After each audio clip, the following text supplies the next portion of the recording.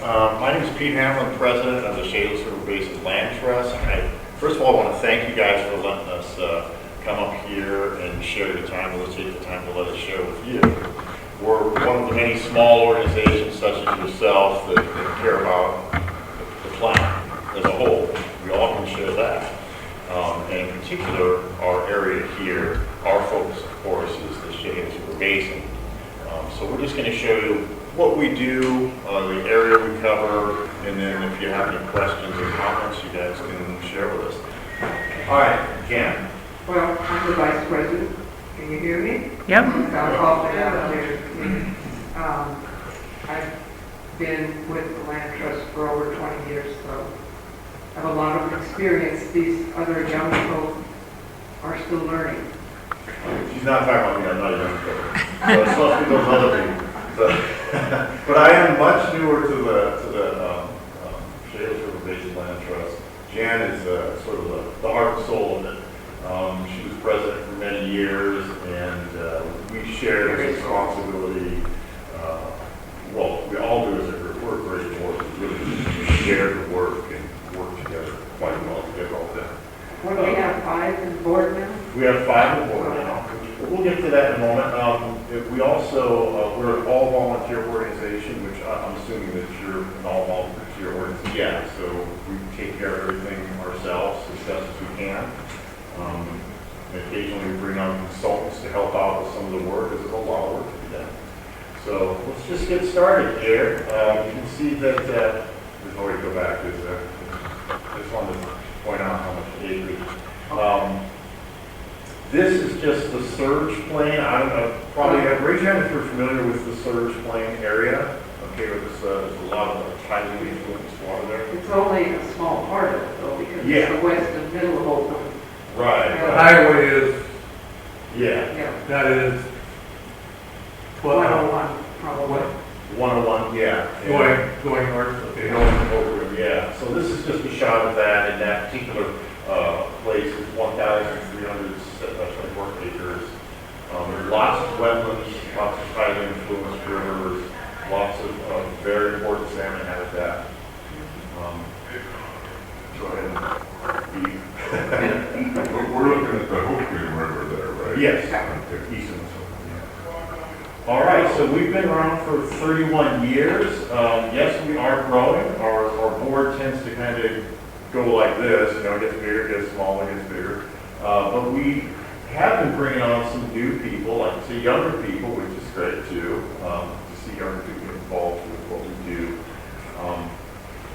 We are, of course, nonprofit, tax exempt, and we own lands, and we have agreements, conservation easements with people, we're in agreement with them.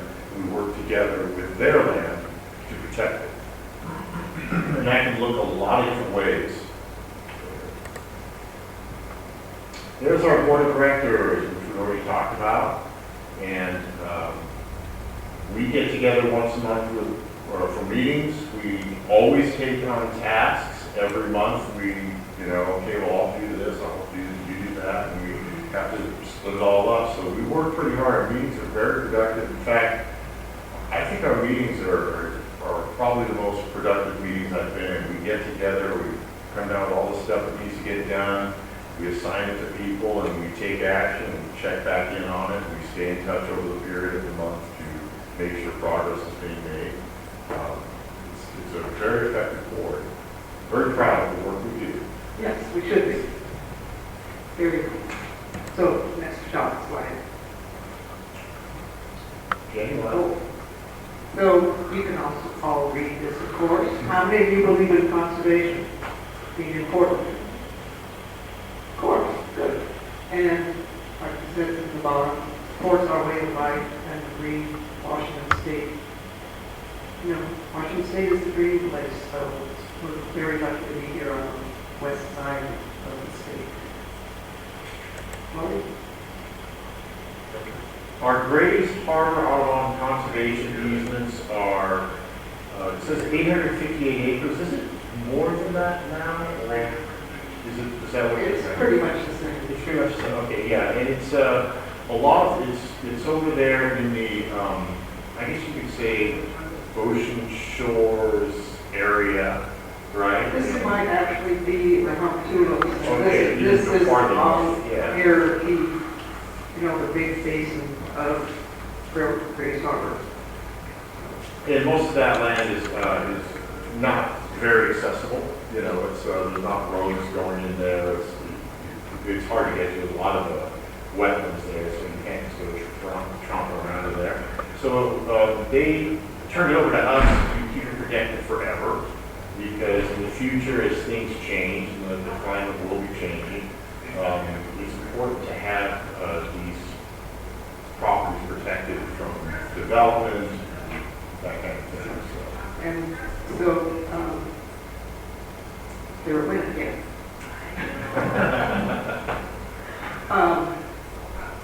The idea was Grace Harbor Audubon and the Land Trust both we came together, and if one of those organizations fails, not enough people, my funds go to the state or something weird, then the other organization would take over.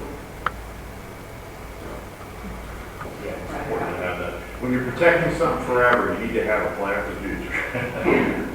So, Yeah. and that's the idea of what we're doing. All right, so if you go up the Highway 101, right out of Pocono, you head north, there on the side of the road, right where the river comes close to the road, there's a Cosmo Park. It's a little, I don't know, 2-3 acres, not even 2 acres, 1 acre? Half acre. Half acre. Yeah, it's a very small Very small. place where years ago, I think Boy Scouts kind of fixed it up for fishing and access. You can launch a kayak there. And it's a nice little place. It's not really what our organization, it's not our forte to have, like public access park, but it's a very nice place to get to the river, and so we protect it forever, so nobody will buy it in the future and do something. We try everything. We try to protect it, and quite honestly, it is very difficult when you allow the public access to your properties. Anything can happen, and we found that out. We've had, people poach old trees. We've had lots of stuff dumped there, garbage. We clean it up regularly. Pickup trucks full of garbage. You go out there probably every 2 months and fill 2 pickup trucks all the time. So, it's great to have it, but it's also a different sort of situation. It's not like having an inaccessible wetland out there that nobody's going to go to. You can just protect. It requires a little more attention. And honestly, we're looking for some sort of partnership, maybe a group of fishermen or people that like to access the river there. We'd like to maybe local, people in Hope in that area who maybe like to take it on as a sort of pet project where they could watch over it and form that partnership. Because even though we are, protecting the whole basin, that's what we're trying to do, most of us do live in this area. We live in Chehalis, Australia, maybe up to Olympia. Not many of us live out Grace Harbor, so our presence out there, even though we have a lot of property, we don't have a lot of, board presence out there. But it's a beautiful place if you want to go check it out. There it is. And you can see, you can drive up, parking lot right behind it. Not much of a parking lot, a small parking lot. You don't want a big parking lot. About the size of this road group. Yeah. And we even have ecological, Ecology blocks. Protected so people can't bring equipment in. They find ways, so. Yeah, well, get better. So, but it's a nice place to have access to the river, and you can, like I said, launch your kayak. Or the bar here for fishermen. Fishermen go. And it's also concrete so that if they were using a walker or difficulty that way, they can stand there. But I've also seen people in their waders in the river getting fish. So it's a pretty nice place. It's very nice. Just gotta keep it that way. Did they stop there? No. No, that big. Yeah, it's tightly influenced, actually. And most of the, The thick, but I. Yeah. yeah, And most of the rivers out there are getting fish. Oh, I know So when we go out there, like we kayak or canoe out there, usually kayak, when we go out there to look at our lands, because a lot of our lands are best looked at from the water, because it's the access. And so we'll go kayak, but we try to time it with the tide, you know, it's like, okay, we're going up there, let's go with the tide, and we'll be out there for a while, and come back with the tide, and it works out pretty well. So, it's a beautiful place, very unique, you don't see a lot of people out there paddling or anything, so, you know, if anybody's ever taking a trip with us, it'd be awesome. I think we have a question. How far above Hoquiam is this park? It's about 3 miles. About mile coast 94. It's, It's I don't know if you, it's right along the highway, isn't it? Yeah, it's Right. right there. Okay, And it's I think below- I know where it is. below the dam that the county is taking out eventually. Okay. And we have properties on both sides of the river. You know, we have properties on the other side of the river with no road access, so to see them, you have to. Yeah. Or use the river. We've done both. Okay, how many of you have been to the Discovery Trail near Centralia? Been out there before? That's sort of our flagship property. We have our annual gala out there every year, and that's also public access. We're in partnership with the city of Centralia for that property. And we maintain the trail, we plant trees, we remove invasives. We have different types of events, like plant magnification, stuff like that. Birds and animals, Birds. with our outreach coordinator, he does a lot of things, Yeah. including tracking things. Yeah, he does all kinds of different types of classes, not only at the Discovery Trail, but different places. But we work hard on this particular place because a lot of people go there. And it's kind of a great place for us to get a lot of people together to remove invasives and plant trees and kind of, you know, make it the way it should be, naturally along the river, keep it healthy. Every couple of years we get storms that come and change the course of the river a little bit and kind of move things around as rivers do. And recently we've actually, because our agreement is it's 200 feet from the river, no matter where the river is. And so recently the river decided to move and take out a trail at one part where it's a bend. And so we've had to work together with the city and say, well, we need that 200 feet again, you know, so it gets moved back into the hayfield that used to be there. And so we're going to plant some native plants and trees in that part of the hayfield, and we're going to put a new trail through there. So we just got to move the river. Can't do much about that. So. Are you involved in this Full Trick area floodplain thing that they're supposed to develop into a park and walkway and stuff? You know, I've heard, we're not involved in it, but I've heard people talk about it, and they ask me that same question. But we're not involved in it. I'm not sure exactly who. I think it's. I don't know who's in charge of it, Yeah. where it's at in. Yeah, they're working to put like a raised trail through there, kind of a wetland thing. Yeah. Oh, that might be Bill Russell, Bob Russell. Bob Russell. Yeah, that sounds right. Yes. Yeah. Okay, there's our mission to conserve, protect, restore ecologically significant lands in the basin. And how do we do that? How do we do that? What's one? Step by step. Well, one thing is we purchase land, and we own land, or land is donated to us that we protect forever, you know, legally. We have to, I mean, as a land trust, we can do that. And people approach us, not organizations that don't do that, approach us and say, hey, can you do this? You know, we've got this land, can you put your name on it essentially to protect it? And often we do. Sometimes we don't, depends on the situation. And the other way we do it is like I mentioned before, is conservation easements. We work with people as partners, you know, landowners and partners, and they can conserve all of their land, part of their land, and they can't do whatever they want, obviously, but we have some of our landowners like to manage what they're doing extensively, and others are just totally hands-off. It's all fun, as long as we all know what's going on. We have, like Sable's Land up there. Right. She does all kinds of stuff. She works with all kinds of different partners to bring in, sustainable cattle and stuff to all kinds Yeah, of. and the yellow lupin and Yeah, she works with, go ahead. the spring flowers that are blue. Chehalis? Yes, thank you. There's a lot of those on her parcel. But that's just one example. There's another one is more forested, and Yeah.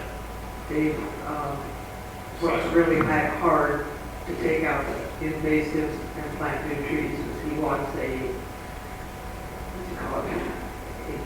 land that will survive the climate change. Yeah, he's planting sequoias, isn't he, sequoias? I think so. And some other kind. He's thinking in the future, in 300 years, our climate will probably support these more southern species, up here. That's just how he's thinking. So he's, very actively managing his property. And it's a really unique property. It's basically, the Capitol Forest, and then you have the Black River Basin. It's kind of right in between there. It's a beautiful piece of land. Yeah, unique area. Okay. Do you do any logging or salvaging of down timber or stuff, or We have haven't, it all natural? No, yes, we haven't done any of that. Now, people that, we have conservation easements, they haven't done any of that, I don't think either. I don't think so. The only thing I can think of is with the 2007 flood, we did get some large logs across the Discovery Trail, and they had to be cut out just to allow the people to get in there. Yeah. And that's a unique situation, because that's a trail that everybody knows about. It's used extensively. Most of our other properties, it's not really like that. Okay, so here's a nice map of the basin here. You see the Chehalis Basin is, it's unique in a couple ways. It's the second largest river basin outside the Columbia River, right, in Washington State. But what I think is unique about it, and people usually point it out, is it's mostly fed by, most of the big rivers in Washington are fed by the Cascades, all that snowpack and snow. This isn't. The Chehalis River is fed by a lot of rain, generally. Willow Hills, which Yeah, are local this area. hills, yeah, all through the heat area. And there's some off the Cascades, but it's a unique system in that respect. That's for, yeah, you understand that. A lot of that comes off the Olympics, doesn't it? Yeah, there's some kind of off the Olympics here too, yeah. But, until you get there, it's all fed, just through the local hills. Like I said, a lot of rain, some snow, obviously, Yeah. but not like snowpack. Right. It's a very unique river. I think it's a slow flowing river. It doesn't have generally most of the river is a very slow river, which, if you Washington, you generally think rushing rivers. The other nice thing with this basin is most of the people in Seattle, Spokane, Bellingham don't know it's there. Right. So it doesn't get the public, tourists will come by, but it doesn't get the other problems that large rivers will get. Do you want to talk louder for everybody in here? I was just pointing out since really Chehalis and follow the river, the Chehalis River on down. Yeah, it's kind of a big C shape. Yeah. You hear on the news sometimes the weather, they talk about the Chehalis Gap, and that's what they're talking about, is that you have the Olympics up here, you have the Willapa Hills here, and you do have this gap right here, and weather can come right in there. So when they're talking about, that's what they're talking about, it's the river, it's on that low spot between the hills. As you know, the west coast is mountains from Canada to Mexico, so, for the most part. Next one.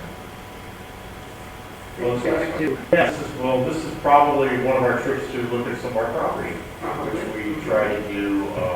We did it in January one time. It was beautiful. It was cold, but it was beautiful.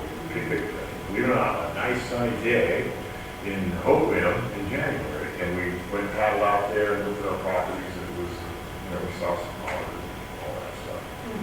And, we invite whoever wants to go, just to have fun. We don't always do it in January, though. We do it another time. And we always look at the tides. How often are those trips? I would say we would do this once or twice a year, just to look at property. But, we could do it whenever, honestly, We could, if we had the kayaks, and you have the kayaks. I have a bunch of kayaks, yeah. The trick is making sure that everyone has their life jacket, other dry clothes to go home and that sort of thing. So, and we have luckily several young college students this summer helping us look at those parcels. Now they're back at school, but a couple of them are going to start up again, we think, and look at the parcels for us, because if we don't document how the parcels are looking, at least every 2 or 3 years, and then if someone has a problem with something like they think their parcel comes into that parcel, we have court cases, not to be messy. Yeah, so we just, to be crystal clear, we do annual reviews of all of our properties, part of our lot, and not only because of encroachment issues, pollution issues, water issues, any issues, invasive issues, because that changes over time too.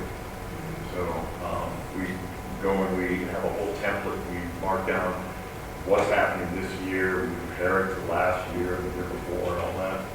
And we keep that documentation so we have kind of a history of what's going on over there. And occasionally stuff happens, like, someone abandoned a pickup truck, property. What should we do about that?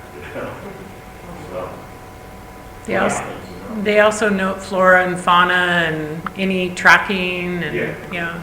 Yeah, just to notate what, what's going on. Animals. Yeah. So this is near the Black River, just off Little Rock Road, and I think it's a piece of Beaver Creek that comes It's a very unique river. I don't know how familiar you are with that river. It goes from Black Lake to the Chehalis River. It's very flat, a lot of wetland. And there's not a lot of rivers like it in our area, so it deserves protection. And of course, it feeds the Chehalis, so that's why we're involved. It's basically a swamp that's flowing. Yeah, exactly, like the Everglades, right? It's 20 miles wide and 2 feet deep, slowly flowing south. Kind of like that, but not that wide. Yeah, I don't know if you've ever been paddling out there. You can paddle either direction. There's no current, and it's easy to get lost because that water is going everywhere. So it's a beautiful place, and a unique place. This parcel was donated to us on Porter Creek, and it's a great place for fish to come up every year. I got involved in this organization many years ago as a teacher. When I was a teacher, I worked with the Nisqually Land Trust and the Nisqually Tribe, and we planted trees and we send carcasses into the river and all that good stuff. And I thought, well, this is great. I love the idea of planting trees. Everybody planted some trees good for the planet and all that good stuff. And I thought, I want to do it locally. And that's how I got a hold of Jan, you guys. And here I am now. So. But it started out as just like, I like planting trees. I want to do it in my area. So, right. And it's really good for kids. It really sticks with kids. Because when you get kids out there, it's like, oh yeah, I remember you were here 4 years ago. You planted those trees over there. They're still growing. Oh yeah, there they are. A little bigger. So is the schools that don't want them out there, or what? I think just since COVID, field trips and all that stuff are just not, it's just, I'll tell you this as a teacher. Test scores dropped so much during COVID that when you start saying, hey, we want to go plant trees and take field trips, they're like, well, what about our testing? Okay, that's my honest opinion about what's happening. Yeah. And I don't think it's right. But, you know, I think it'll change over time, because test scores are recovery, will recover and all that stuff. But, you know, the bottom line is schools, those numbers may go. And I get that, but I think that's kind of the concern. Yeah. But, you know, we'll come out of that. All right, that's a big tree. It's a large spruce, and that's our previous, actually one of the signers of the original 1994 documents that organized this. And so in Ocean Shores, there's a nice little walk. So it goes out to a little lake, you know, I have the whole skinny lakes out there, Ocean Shores, and it's just beautiful. Yeah, it's a great place to go. All right, there's kids playing trees and shrubs in the rain, no doubt. Which looks like it. Yeah. And a lot of these kids have come back several times, and they can find their tree. They believe it's their tree. You know how that goes. Well, I say believe, that's all. Yeah. Good experience for them. Oh, so we have an annual meeting, the membership fee, right? Yep. Yeah, and, you know, we usually have a presenter, and we have kind of a potluck. We usually go volunteer of the year, and just kind of get together for the membership. You're always welcome to come. Yeah, you're always welcome to come. We also do a holiday party now. Well, we're planning We're to. planning to. We've done it a couple of years now. It's been a lot of fun. So, you know, we do it usually between Christmas and New Year's, right? Right. We can catch people. So this is a really large parcel, like 170 acres with sloughs through it. And it's, After you got you, if you get to block it, you can get around it. You got little roads. Little roads.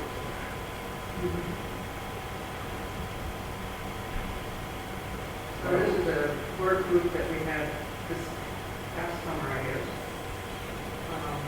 We're going to be. All kinds of different just companies, organizations are like, yeah, we want to do some volunteer work, you know, our employees do. And so we usually have them come and plant trees or pull bases, that kind of thing. It's always a good thing, because usually out of those activities, one or two people will return, you know, and volunteer to do another thing, or maybe volunteer to do a board, stuff like that. So it's just good outreach for us, and it's good for them, because they're, you know, as a company and a community, you want to get involved in the community other than, you know, selling a product to sell, you know, like the services to do. So that was the civic mobile structure thing. Yeah. So, We have an office in Chehalis, Yep. one in Aberdeen, and other places too. It's really spread out. Is it questions? Do you have any questions about what we do and how we do it?